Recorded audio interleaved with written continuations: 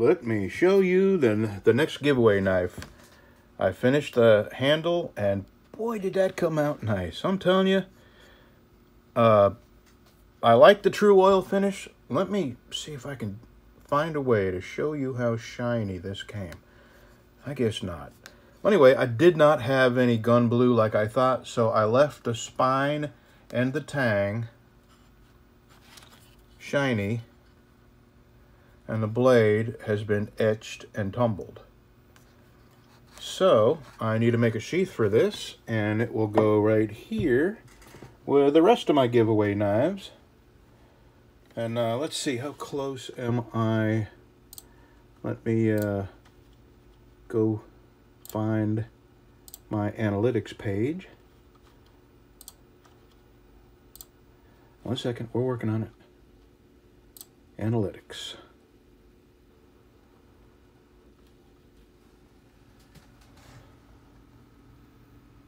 Okay, so 237 more subscribers.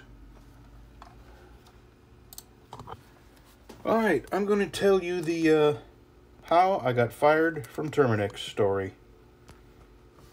Let me get my microphone on there. Okay. Let me just show off my wares for a minute.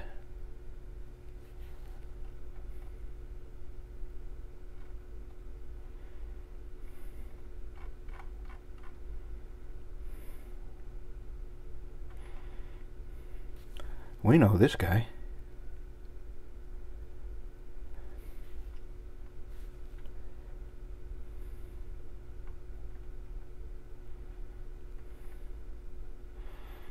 There's my baby. Actually, right now he's underneath the desk, right where you're sitting. Okay, so I got fired from working. That was how I got fired the first time. This is how I got fired the second time. I went from working on a Friday where they fired me. Monday, I went over to Terminix and filled out an application. They hired me on the spot for the same job that I was doing at Orkin, and I started Tuesday morning. It was better money, way better. Better equipment. The people that I worked with were much nicer to work with. The salesmen were not dirtbags. They didn't sell, they didn't sell unethical treatments to people that did not need them. And they had more than enough really good business that they didn't need to resort to underhandedness. So I worked a whole year and a little. I worked a year plus some. At Terminix, you got paid an hourly wage, and on top of that, you got a commission for the amount of work that you did. Each job would pay you, like 10%, and I think it was 10% of the job, which was, they were selling $700 termite jobs, $800 termite jobs, and I could do, a single job in 7 or 8 hours. So I would make 70 or 80 bucks on that job, plus my 10 bucks an hour. And I was a happy camper. Back in 1982, 83, that was a lot of money. Well, anyway, I realized that nobody cared if I worked 15 or 16. I had to work 8. But if I wanted to work 10 or 15 or 16, nobody cared. So I started taking 2 jobs a day with me. And I would work till I finished 2 jobs, sometimes 6 days a week. At the end of the year, the manager of the place was handing out W-2s. And he looked at mine. He handed everybody their W-2s, and I was the last one. He handed me mine. So he handed me my W-2 after he looked at it, and he was shocked. For the year, I had made $28,000, which was, back then, that was phenomenal money for, a guy with no degree, a laborer. And he was actually mad. He said, "Man, you made more money than I did, and I'm the manager of this place." And I said, "Yeah, but you work 7 hours a day at most in the air conditioning. I mean, the worst you ever do is lift a phone and put it to your ear. And I work 15, 16-hour days. And I sweat from the second I come to work till the second I go home at night.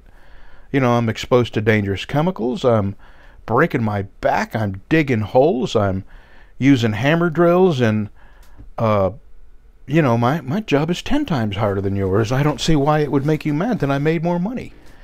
So anyway, he was so mad that he petitioned the people that owned the company, and they changed how they paid their employees, me, the termite trader.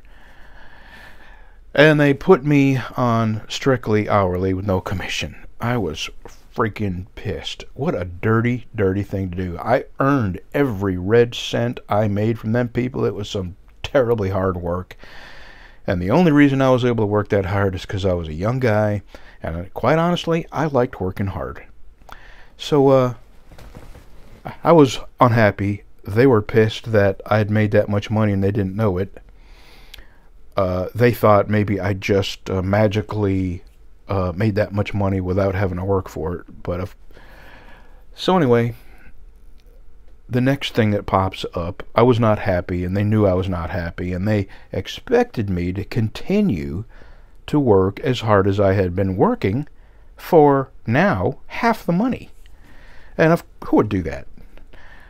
So I just started doing my 8 hours a day, and if the job wasn't finished in 8 hours, I would come in the next morning and go finish the next job. So I was doing one job a day like they originally thought I would do when they originally hired me. They expected me to do one job a day. And that's what I started doing, one job a day. And they were not happy with that. They wanted me to continue to do 2 jobs a day. And I just wasn't going to do it for that kind of money. So then the next thing, so now they're very unhappy with me, and I'm very unhappy with them. The next thing they do is they tell me they're going to start charging me to take their truck home at night, because they wanted us, they wouldn't let you park your trucks there where their office is, because it was in a very bad neighborhood. And the second the lights went off, the trucks would be stripped clean of everything of value on it. So they would not, you had to take the truck home at their behest. Even if you didn't want to, they insisted that was part of the job. You had to take their truck home. So now they want to charge me for taking their truck home. And I said, well, I won't take it home. I have my own truck that I'd rather drive. And what they wanted to do was charge, get this, now this is back in the early 80s, $30 a week. They wanted to charge me $30 a week to use their truck. And to take, to drive it home at night and back in the morning. I said, no, that's not going to happen. Don't even think about taking $30 a week out of my paycheck. I'll tell you what I'll do. I will park this truck here and have my wife come pick me up. And in the morning, whatever's left on this truck, you can just refill it with new tools and all that every day. Because I am not taking this truck home if you're going to charge me for it. I'm taking this truck home because you want me to. If it's left here, it will be stripped clean, and you know it. So they fired me. And I bummed around for a couple of weeks. I was really pissed. And I said, there's just no way this is right. And now this was in Louisiana. It may be different in other states. So I went to the labor board. I had an appointment. And I sat down with somebody, and I explained to them what this company had done to me. First, they had, when they decided that I was making more money than the branch manager, because I was working, twice the hours, and twice the danger, and twice the sweat, that they changed the way they paid me, and they cut my pay roughly in half. And then, that wasn't good enough. They wanted to start charging me to take their truck home at night, which, if I wanted to take their truck home, if I was using their truck to get back and forth to work, would be different. But I didn't want to take their truck home. I had my own truck. I'd rather drive my own truck. So anyway, we have a hearing where the branch manager has to show up to the labor department, and they lost. He asked some real pointed questions. When they hired me, was that originally the plan, that they charged me to take the truck home? No, of course not. That was something they implemented. Could I have left the truck there if I didn't want to take it home? No, I couldn't have. It's in a bad neighborhood. They didn't have anywhere safe to park it, not even a locked, fenced compound. So they paid me a whole bunch of back pay, and they paid me back the $30 a week they had taken out until they eventually got around to firing me. And that was another lesson, that the pettiness of people. It didn't matter to the branch manager how much harder I worked, how many hours I put in, the danger I was exposed to. It didn't matter to him. What mattered to him was I made about $4,000 more a year than he did, and that was just not happening in his eyes. He felt like a big shot up until he saw my W-2. So that was a very valuable lesson. And I'm a kind of a stubborn guy, and when people says you're going to do this and it ain't right, I'm not going to do it. And I've suffered a lot over my life because of my stubbornness. But I have not fought for anything that was wrong. I don't feel like I've been in the wrong. I felt like I was in the right then, too. Even when they fired me, I knew I deserved to not be charged for, if they wanted to change the pay scale, that's their business. But all of a sudden starting to charge me to take their truck home when I had no choice in the matter was just plain wrong. And it was just me, not the other guys, just me. So anyway, I've got another story. Yeah, I got fired again. And it was my next job. So I'll tell you about that the next time. Thanks for listening. Okay, yesterday I got stung, and they had a nest right there, and I pulled the nest down. I sprayed them with carb cleaner. I pulled the nest down, and look at that. How's that possibly built back? Well, I'll fix them good this time.